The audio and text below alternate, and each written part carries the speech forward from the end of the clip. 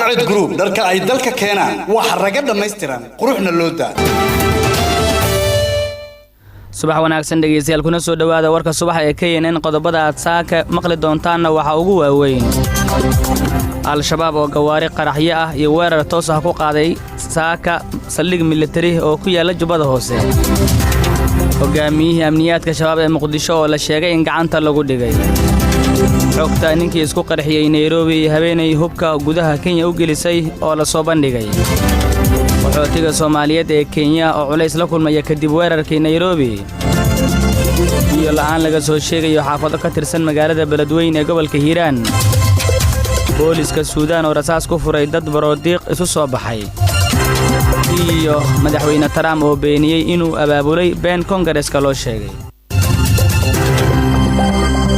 Hormuud Telecom u doono adeeg isgaarsiineed oo casri ah Hormuud Telecom u doono internet xawaarihiisu sareeyo adna qaado Hormuud saaxiibkana u qaad markale subax wanaagsan waa sabti ay taariikhdu ku aasaysan tahay 19 bisha koowaad ee January 2019 warka oo dhan waxa la diyaaray Maxamed Axmed Tuuriyare waa mahadsan tahay Cabdiqani Cabdullaahi subax wanaagsan dhageystayaal ku soo dhawaada warkii oo intaad maqasheen ka faahfaahsan dagaalamayaal hubeysan oo ka tirsan al-shabaab oo wata gawaari qaraxyo lagu soo raray ayaa lagu soo waramayaa inay weerar toos ah ku qaadeen saaka saldhig military oo ciidanka dawladda ay ku leeyihiin gobolka Jubbada Hoose gaar ahaan Baarsangooni wariyaha idaacadda kulmiye ee magaalada Kismaayo Maxamed Qaasim Cali Waxar ayaa Cabdiqani uga waramay sida ay saaka wax uga dhaceen Jubbada Hoose waa mahadsan tahay deegaanka Baarsangooni oo qiyaastii 46 kilomitir ama 45 kilomitir dhinaca waqooyi ee kaga beegan magaalada Kismaayo halkaasi oo fariisimo ay ku leeyihiin ciidamada xoogga dalka Soomaaliya iyo kuwa Jubbaland ayaa rugnimadii hore ee saakay waxa weerar ku soo qaaday xilliga salaad subaxa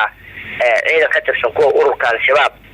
wararka ka imaanaya deegaankaasi waxa ay sheegayaan ku dhawaad 10 baabuur oo ay ka buuxaan noocyada kala duwan ee qaraxyada inay halkaasi ay ku soo weerareen qaraxyadii koobaad kadibna halkaasi uu dagaal toos ah u dhaxeeyo ciidamada xoogga dalka iyo kuwa Jubbaland oo iskaashanaya iyo ciidanka weerarka soo qaaday oo halkaasi ka bilowday wararku waxay sheegayaan ilaa iyo hadda in ay weeraradaasi ama dagaalkaasi ilaa iyo hadda uu socdo isla markaasina aan la xaqiijin karin khasaaraha rasmiga ee ka dhashay dagaalkaasi waxaa lagu soo waramayaa gaadiidkii badnaa ee qaraxyada sigay halkaasi ay ku soo weerareen in qaar kamid ah uu qarxay halka la arkayo kuwa kale oo ilaa iyo iminka taagan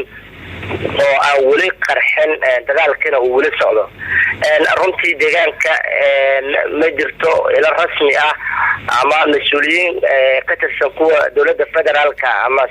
ama kuwa Jubbaland oo ilaa iyo hadda ka hadlay dagaalkaasi ama ka bixiyay faahfaahin rasmi ah balse wararka ugu dhow sheegay oo la soo gaarayo ayaa sheegay in dagaalka weli uu socdo khasaaraha aan la xaqiijin karin saldhigga marka shabaabku ay weerar ku qaadeen ma militariga Soomaaliya iyo sidoo kale ciidamada Jubbaland oo isku dhafah baa ku sugan mise sida wararka qaar ay sheegayaan waxa uu saldhigu yahay daraawiishta Jubbaland oo kaliya deegaankaasi Baarsangooni soo dhaafnay ururka al-shabaab waxaana halkaasi si wadajir ah ugu sugan ah u jooga ciidamada Jubbaland iyo kuwa dalka Soomaaliya waxaana dhowr hore oo jeer ay ciidanka al-shabaab ay halkaasi ay soo weerareen iyadoona mar ay qabsadeen walow markii dambe dib loo kiciyay hase ahaatee si wadajir ah ayay halkaasi ugu sugan yihiin ciidamada waana kuwa hal meel ka wada duulo hal meelna ku wada nool sida aan ka warqabno wariyaha idaacadda kulmiye Maxamed Qaasim Cali Waxar ayuu kaasi ahaa al-shabaab war ay soo saareen waxa ay ku sheegeen in weerarka ay ku qaadeen Baarsangooni ay kula wareegeen saldhiggii ciidanka dawladdu ay Baarsangooni ku lahaayeen warka al-shabaab ayaa sidoo kale waxa lagu sheegay inay furteen hub iyo saanad military oo ay saldhigga ciidanka dawladdu ku haysteen sidoo kale al-shabaab waxa ay sheegeen in tobaneeyo ka tirsan ciidanka dawladda Soomaaliya ay ku dileen weerarka ay ku qaadeen Baarsangooni wixii ku soo kordhana radio kulmiye.net ayaad ka heli kartaan faahfaahinta hogaamiyihii amniyaadka al-shabaab ee magaalada muqdisho ayaa lagu soo waramayaa in gacanta lagu dhigay sida ay ku waramayso hay-adda nabad sugidda iyo sirdoonka qaranka Soomaaliya. Axmed Maxamed Ibraahim ayaa faahfaahinaya. ciidamada ammaanka Soomaaliyeed ayaa gacanta ku soo dhigay 18 bishan sida la sheegay in ka tirsanaa amniyaadka dagaalamayaasha al-shabaab.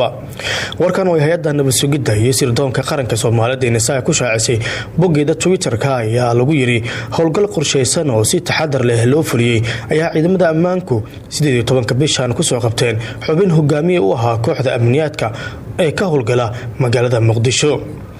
hay-adaha ammaanka dalka uu hadafkoodu yahay ilaalinta dhiigga shacabka iyo ka hortagga cadawga ummadda Soomaaliyeed ayaa bulshada ka codsaday inay kala shaqeeyaan dadaalada lagu sugayo nabadgelyada dalka iyo dadka ayaa inta la raaciyay warka Twitter-ka nisa lagu daabacay.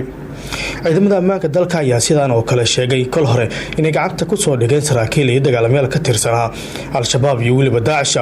inkastoo aanan jirin wax saxaafadda loo soo bandhigay ama magacyada shakhsiyaadka al-shabaab iyo Daesh ka tirsanaa oo lala wadaagay warbaahinta,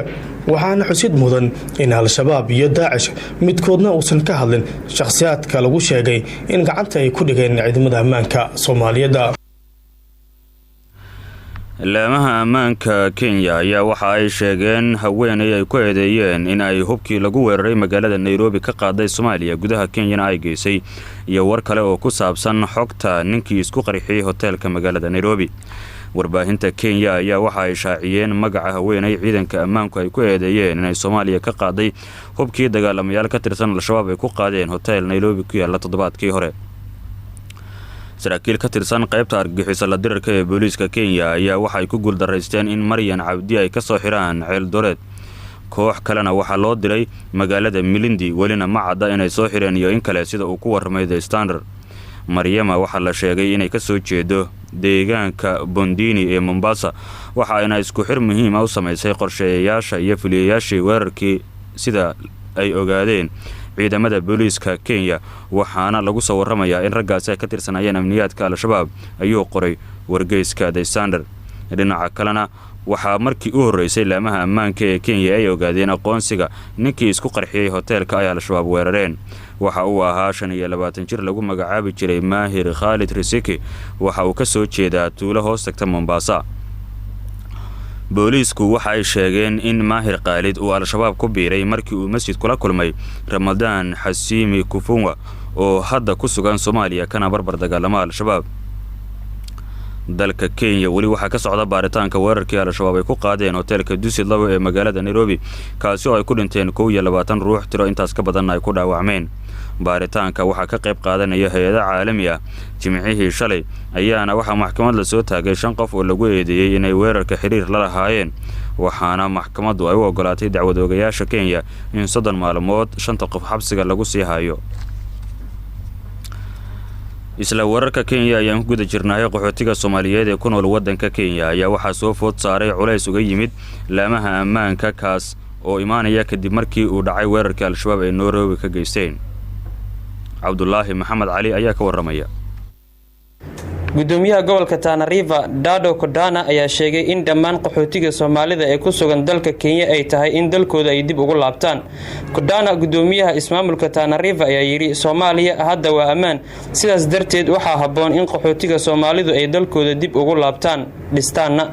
gudoomiyaha ayaa sidoo kale aad u cambaariyay weerarkii galabnimadii Talaadada ee al-shabaab ku qaadeen hotel ku yaala caasimadda Nairobi, halkaas oo ay ku dhinteen 21 ruux. gudoomiyaha gobolka Tana River sidoo kale waxa uu ka dhawaajiyay in joogitaanka qaxootiga Soomaalida ee Kenya aysan wax faa'iido ah soo kordhinin, taas beddelkeedana ay ka dhaxleen qalqal dhanka amniga ah. Kodana ayaa soo hadal qaaday joogitaanka ciidamada AMISOM ee Soomaaliya, isagoona sheegay in AMISOM ee Soomaaliya si wanaagsan u sugeen ammaanka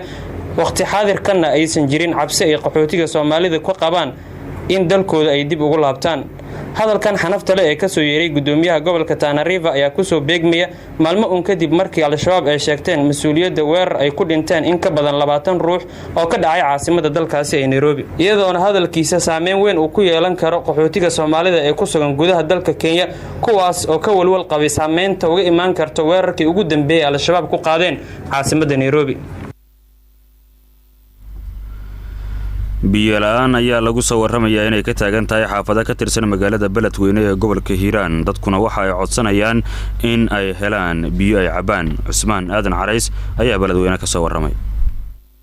biyo la'aantani ka dhacday deegaana ka mid ah magaalada beledweyne carruurta gobolka hiiraan ayaa loo aanaynayaa hoos u dhac ballaaran ay ku yimaaday biyaha webiga shabeelle oo aad u biyareeyey taa oo sababtay in ceelasha magaalada beledweyne ay biyaha siinayay xaafadaha fofog iyaguna ay biyareeyaan halka fuusta ee biyaha ayaa waxaa lagu kala iibsanayaa gudaha magaalada beledweyne ee carruurta gobolka hiiraan $1.5 oo u dhigantaa 30,000 oo shilinka Soomaaliga ah sida uu KN u sheegay mid ka mid ah dadka deegaanka ceel jaallo oo la soo xiriiray xafiiska warbaahinta kulmiye ee magaalada beledweyne on ayaa shaahida cali jala deegaanka cali jala ka jiro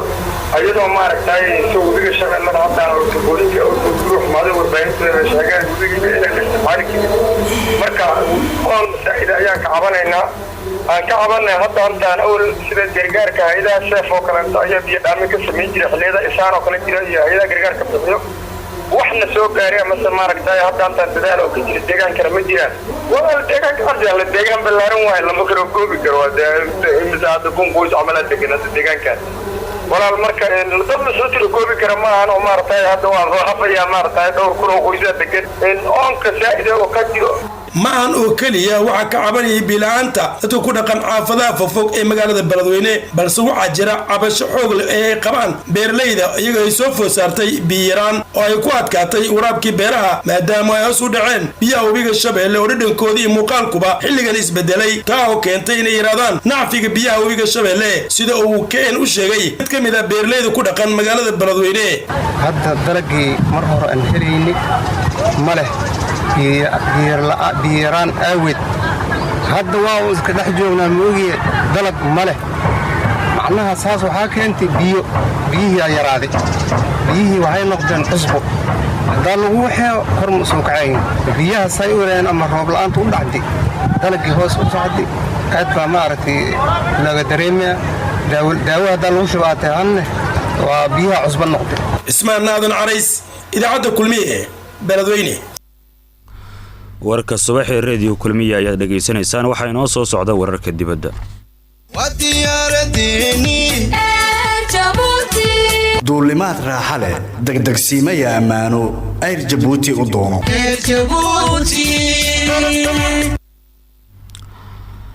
booliiska suudaan ayaa waxa ay rasaas ku fureen dad baroor diiq isugu soo baxay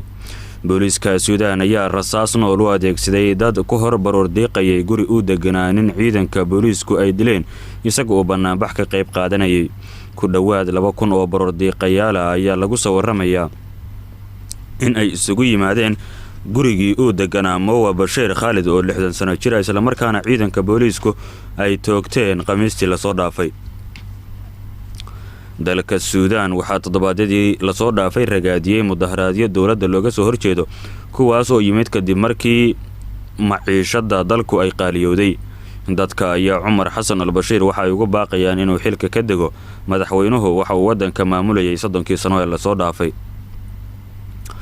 ugu dambeyntiina madaxweynaha Mareykanka Donald Trump ayaa waxa uu diiday warbixin lagu sheegay in uu amray qareenkiisii hore Michael Cohen in uu been u sheego Kongareeska warbaahinta magaceeda Buffett la yiraahdo ayaa waxa ay sheegtay in madaxweynaha Mareykanka Donald Trump uu Cohen faray in uu been ka sheego qorshihii uu magaalada Moscow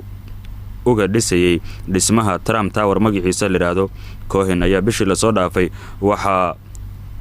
loo xukumay kiiskaasi ku aadan in uu Kongareeska been u sheegay madaxweyne Donald Trump waa uu iska fogeeyay in uu si naba qareenka iyo asagu ugu heshiiyeen in Kongareeska been loo sheego